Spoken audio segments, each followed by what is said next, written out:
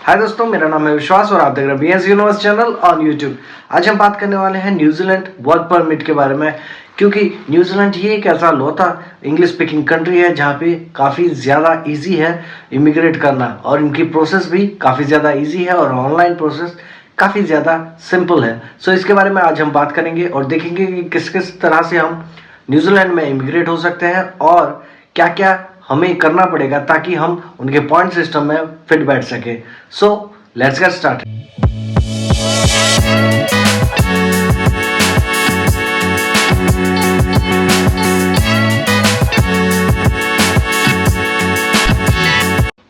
सबसे पहले मैं आपको यहाँ पे दो लिंक बता देता हूँ जिसकी मदद से कि आप ऑनलाइन वीज़ा के लिए अप्लाई कर सकते हैं या ऑनलाइन वर्क परमिट के लिए अपना इंटरेस्ट शो कर सकते हैं। तो सबसे जो पहला लिंक है वो है www.immigration.govt.nz।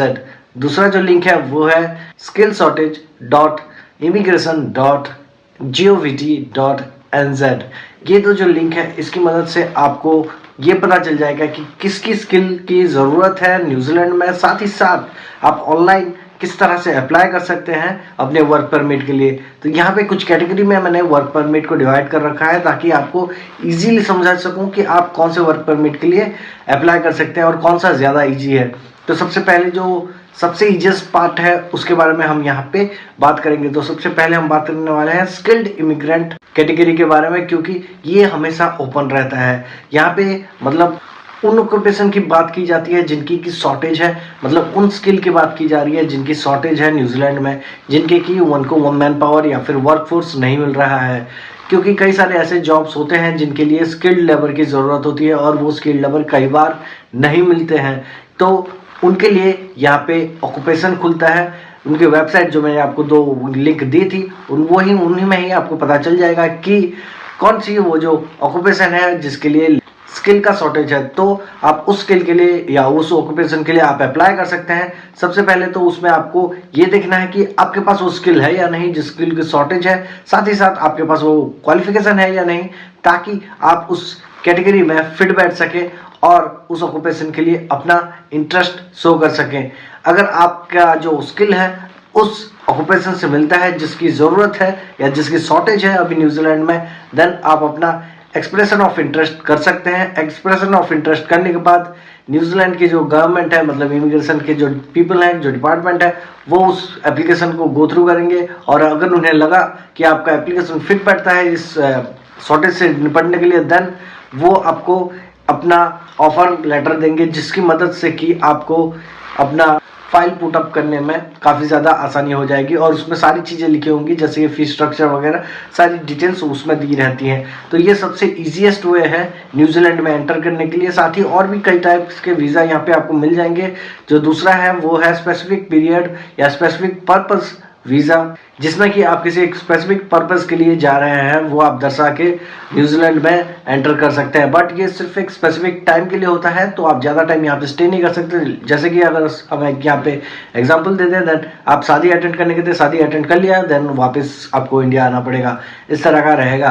देन तीसरा जो यहाँ पे एक वीज़ा है वो है पार्टनर्स ऑफ स्टूडेंट वीज़ा। मतलब यहाँ पे आपको अगर आप स्टूडेंट वीज़ा पे गए हैं और आपके पार्टनर को आप बुलाना चाहते हैं, देन आप उसको बुला सकते हैं और आप उनका जो वीज़ा रहेगा वो तब तक वैलिड रहेगा जब तक आप वहाँ पे एज ए स्टूडेंट वीज़ा है या फिर जब तक आपका वीज़ा न्यूजीलैंड में है तब तक ही आपके पार्टनर का वीज़ा वैलिड रहेगा और वो तब उस टाइम में फुल टाइम काम कर सकती हैं। तो ये एक फ़ायदा रहता है। चौथा जो यहाँ पे कैटेगरी है वो है बिजनेस विजिटर वीज़ा, जिसमें कि आपको 3 महीने का वीज़ा मिलता है जिसमें आप स्टडी भी कर सकते हैं 3 महीने के लिए। Same cheese partner of student visa में भी लागू होती है। तो यहाँ पे आप 3 महीने स्टडी कर सकते हैं, साथ ही साथ बिजनेस वीज़ा में आप 3 महीने स्टे कर सकते हैं न्यूजीलैंड में।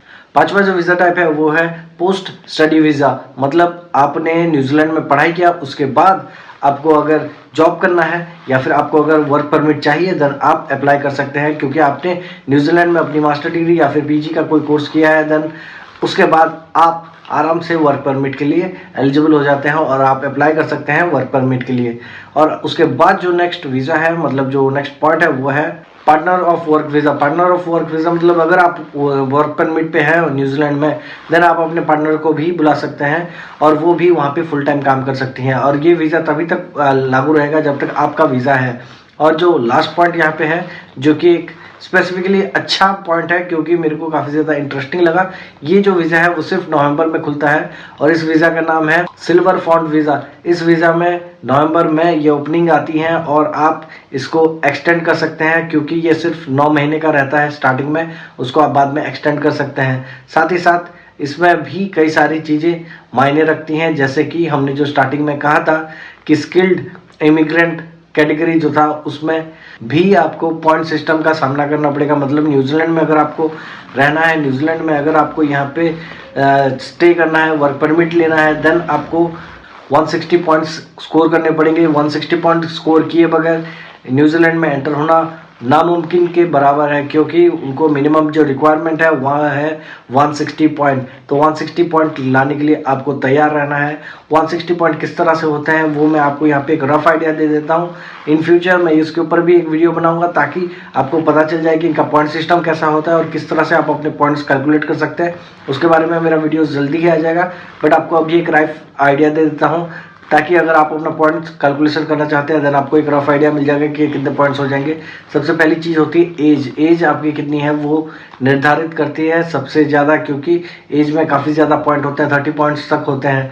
दूसरा जो होता है कि आप स्किल जॉब के लिए अगर अप्लाई कर रहे हैं देन उसके भी पॉइंट्स होते हैं। अगर आप ऑकलैंड के बाहर काम करने वाले हैं देन उसके भी पॉइंट्स मिलते हैं। साथ ही साथ जहाँ पे शॉर्टेज है, जिस प्रोविंस में, जिस एरिया में शॉर्टेज है स्किल लेबर की, अगर आप वहाँ पे काम करने वाले हैं देन उसके लिए भी एक्स्ट्रा पॉइंट है।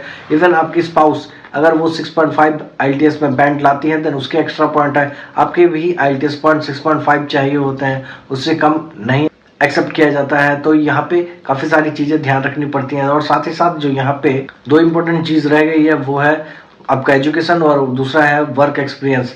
दोनों ही काफ़ी ज़्यादा इंपॉर्टेंट है क्योंकि दोनों के बगैर कोई चीज़ आगे नहीं बढ़ सकती।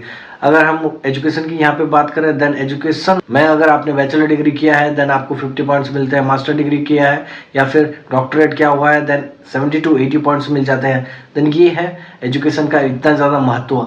और साथ ही साथ अगर आपके पास वर्क एक्सपीरियंस है, खास करके स्किल्ड फील्ड में अगर आपका एक्सपीरियंस है, जैसे कि मतलब आपने 5 साल का अगर वेल्डर का काम किया है और आपके पास डिग्री नहीं है एज ए वेल्डर, देन आपका 5 साल का एक्सपीरियंस आपके लिए काउंट कर जाता है और आपको एलिजिबल बना देता है उन लोगों के साथ कंपटीशन करने के लिए जिनके पास की डिग्री है, क्योंकि आपके पास स्किल्ड एक्सपीरियंस है 5 से 6 साल का। तो ये चीज़ काफ़ी ज़्यादा महत्व रखता है और इसके भी काफ़ी सारे पॉइंट्स मिलते हैं।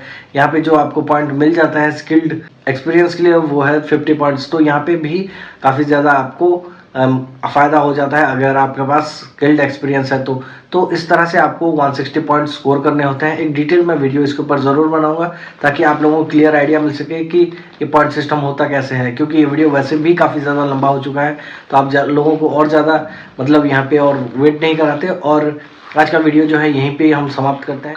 आपको ये वीडियो कैसा लगा ज़रूर बताइएगा। और साथ ही साथ अगर आपको और वीडियो देखने हैं इससे पॉइंट सिस्टम के बारे में या फिर न्यूजीलैंड वीज़ा के बारे में, देन मेरे चैनल को सब्सक्राइब करना ना भूलिएगा। और अगर आपका कोई भी डाउट हो तो कमेंट सेक्शन में कमेंट करना भी ना भूलिएगा। दिस इज विश्वास साइनिंग ऑफ, स्टे कनेक्टेड।